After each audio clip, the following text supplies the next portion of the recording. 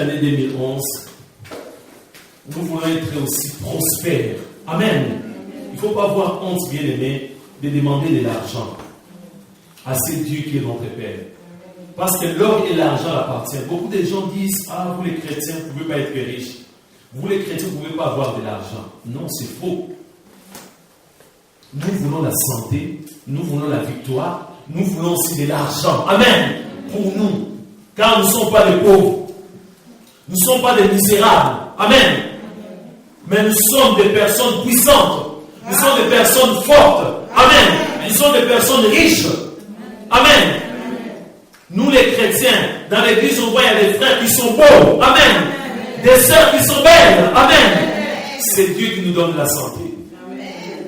Que le nom de Jésus soit béni. Que le nom de Jésus soit magnifié. Le dimanche dernier, c'était le dernier dimanche de l'année. C'était un dimanche que chacun de nous devait saisir pour vraiment comprendre, pour dire que ça, c'est mon dimanche. Le dernier dimanche de l'année. Et voilà qu'aujourd'hui, bien aimé, c'est le premier dimanche de l'année. Le dimanche dernier, c'était le dernier dimanche, bien aimé, de l'année 2010. Et voilà qu'aujourd'hui, c'est le premier dimanche de l'année 2011. Le premier dimanche. Le premier dimanche, là où, bien aimé, nous nous rassemblons, bien aimé, pour offrir à Dieu, comme je l'ai déjà expliqué, les conseils célestes, bien aimé. Là où notre Dieu, à chaque fois, il rassemble, bien aimé, l'humain et le divin, bien aimé. Amen. Ensemble, pour offrir à Dieu un sacrifice vivant. Pour offrir à Dieu un parfum d'amour, bien aimé. Que le nom de notre Seigneur Jésus soit béni. Vous savez, notre Dieu est tellement merveilleux. Je salue en même temps les internautes, parce qu'il y a beaucoup de bien-aimés qui suivent aussi par Internet des messages. Il y a beaucoup de personnes qui sont touchées, qui sont vraiment sensibles au message. Ils témoignent pour dire que voilà, cette parole m'a touché. Et nous qui sommes là en live, amen, en direct, en live dans la salle, nous devons en profiter encore davantage. Le thème bien-aimé principal de cette année, que nous devons retenir, bien-aimé, pour cette année 2011, année de persévérance en Jésus-Christ. L'année 2011, c'est l'année de persévérance en Jésus-Christ. De ne pas persévérer selon le monde, de ne pas persévérer aux choses du monde, mais de persévérer en Jésus-Christ, bien-aimé. C'est très important. C'est fini, bien-aimé. L'année de l'ordre parfait et de la responsabilité. C'est fini, c'est enterré. Mais nous devons être toujours responsables. Amen. Chacun doit mettre de l'ordre dans sa vie. Mais voilà que cette année, notre Dieu commence par nous parler pour nous dire que cette année est sous les signes de la persévérance en Jésus-Christ. Nous devons persévérer. Vous savez, étudier, c'est très bien. Lire, apprendre, c'est très bien. Et moi aussi, j'essaie à chaque fois d'apprendre, d'étudier, d'essayer de comprendre. Vous savez, les spécialistes de ce monde, qu'ils soient des païens, tout comme des chrétiens, et beaucoup plus les chrétiens disent les chiffres 11. C'est les chiffres qui symbolisent, bien aimé, la désorganisation. Les chiffres 11. C'est la désorganisation, ce n'est pas l'organisation, mais la désorganisation, écoutez très bien, les chiffres 11. Les spécialistes de ce monde, ils ont fait des études, ils ont essayé d'examiner, ils ont essayé de voir même dans la Bible, les chiffres 11, il faut comprendre, bien aimé. Je vous les rappelle, c'est la désorganisation. Les chiffres 11. Quand nous voyons même, bien aimé, dans l'Ancien Testament, quand nous voyons même que Joseph, amen, quand Joseph a eu ce songe, il a parlé à ses frères. Ils étaient combien? Ils étaient 11, ses frères. Plus lui-même 12. Mais il s'adressait à ses frères, ils étaient 11. 2011, ils étaient 11, ses frères bien-aimés. Ça créait la désorganisation. Eux, ils étaient unis. Amen. Ils étaient ensemble toujours. Les 12 ensemble. Mais dès qu'il a reçu cette grâce, il a dit, j'ai vu le soleil, c'est-à-dire son père, la lune, c'est-à-dire sa mère. Et vous, mes frères, vous 11 et 11. Amen. Quand il a parlé, bien aimé, amen. Quand il s'est adressé, il ne s'est pas adressé à son père, il ne s'est pas adressé à sa mère, il ne s'est pas adressé au soleil, il ne s'est pas adressé à la lune. Mais il s'est adressé à ses 11 frères. C'était la désorganisation. Nous voyons encore notre Seigneur Jésus. C'est lui qui avait choisi les 12 disciples. Amen. Amen.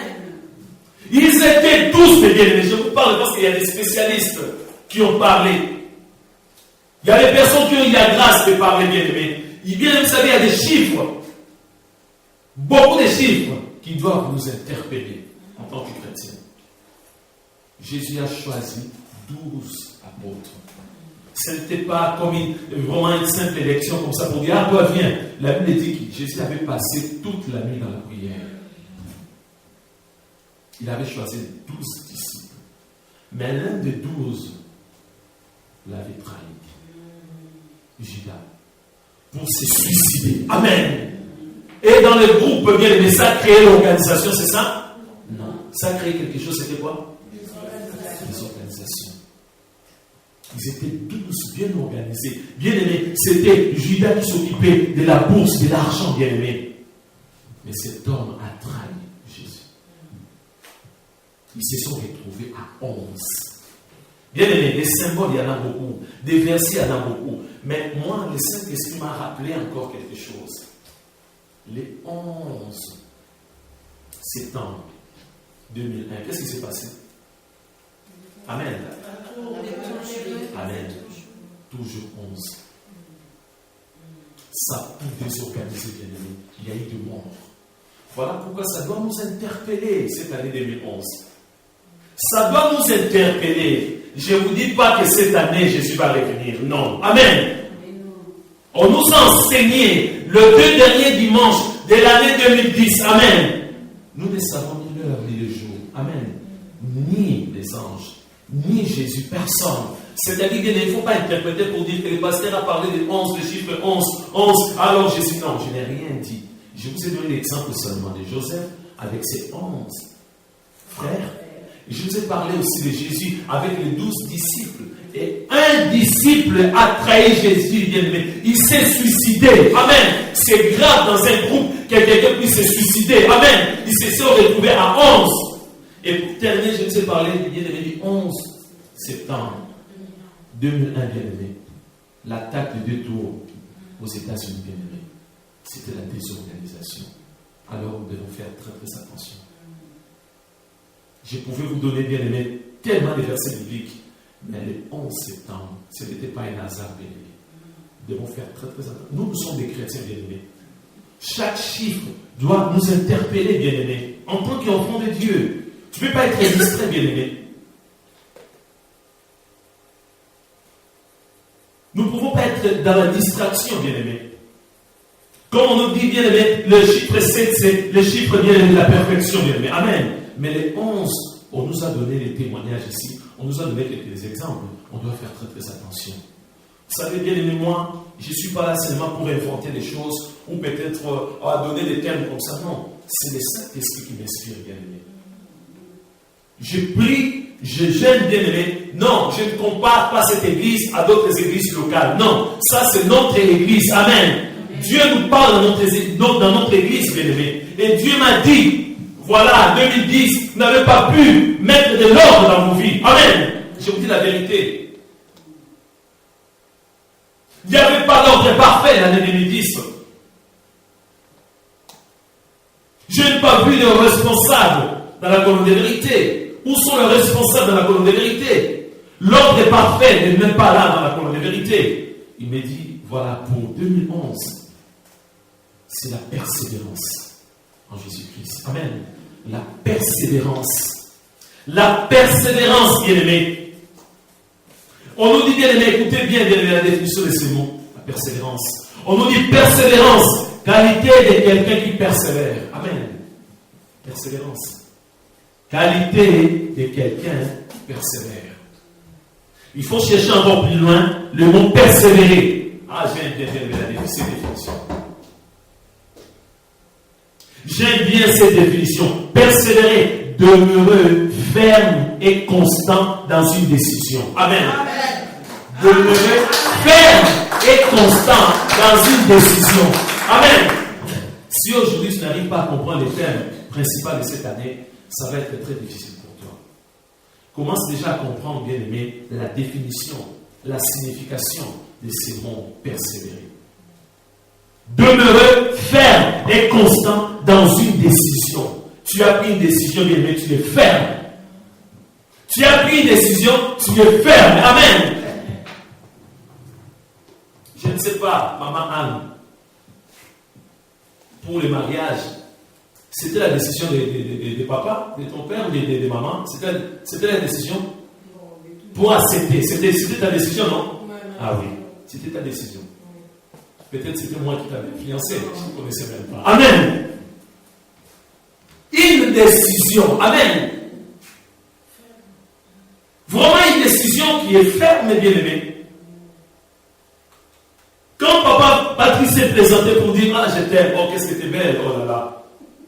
Mais maman elle a dit oui, c'était une décision, non? C'était une décision. Oui, moi aussi je t'aime. Et pour le mariage, oui, une décision ferme. Quand on parle d'une décision ferme, bien aimé, nous allons terminer pour la définition. On nous dit vraiment, bien aimé, demeurer ferme et constant dans une décision ferme. Persister, bien aimé. Amen. Persister encore, malgré les difficultés. Amen. La ténacité, bien aimé. On nous dit malgré les difficultés. J'ai parlé de notre sœur Anne. La sœur Anne ne va pas me dire que dans le mariage, il y a eu que la vie en rose à chaque fois. Il y avait aussi des difficultés. Il y avait aussi des difficultés. Mais au départ, comme il y avait une décision ferme. Amen. Une décision ferme. C'est ça la persévérance, bien aimé. Bien aimé, tu as pris une décision, mais cette décision doit être ferme, bien aimé. Tu dois persister, signer aussi, bien aimé. Amen. La ténacité. Mais après, même si il y a des difficultés, tu gardes toujours cette décision. Le mari de notre aînée Anne, des fois, il s'est retrouvé au chômage. La sœur Anne a dit que j'ai épousé, j'ai accepté la main de cet homme pour qu'il puisse avoir toujours de l'argent. Non. Même s'il y avait des difficultés, la sœur Anne a accepté toujours. Amen. Et rester dans le mariage. Des fois, il n'y avait rien à manger à la maison. Amen. Une décision ferme pour nous aussi, bien aimés. Tu as accepté Jésus comme Seigneur et Sauveur. Ces jours-là, bien aimé, tu as dit oui. Ces jours-là, tu as dit que oui, moi j'accepte Jésus comme Seigneur et Sauveur. Les anges étaient là. Amen. Notre Dieu était là. Les anges, les témoins étaient là. Cette décision était une décision ferme, bien aimé. Amen. Malgré les difficultés, cette décision était une décision ferme, bien aimé. Tu ne dois pas changer encore. Voilà l'essence de ces mots. Voilà la signification de ces mots. Voilà la définition de ces mots. Non, j'aime bien persévérer. Je l'ai dit encore, persévérer. Demeurer ferme et constant dans une décision. Persister. Malgré les difficultés, bien aimé. Malgré les difficultés, tu ne vas pas changer. Tu vas persister et puis tu vas signer. Beaucoup de gens disent, je persiste, je signe. Amen. C'est-à-dire, je ne veux pas changer la vie. C'est très important. C'est ça, persévérer, bien-aimé. C'est ça, persévérer en Jésus-Christ, bien-aimé. La Bible ne nous dit pas que la vie sera toujours en rose. La Bible ne nous dit pas que tu ne vas pas être attaqué. Tu vas être attaqué aussi. Il y aura des difficultés. C'est une formation. Amen. Nous sommes dans une école de formation, bien-aimé.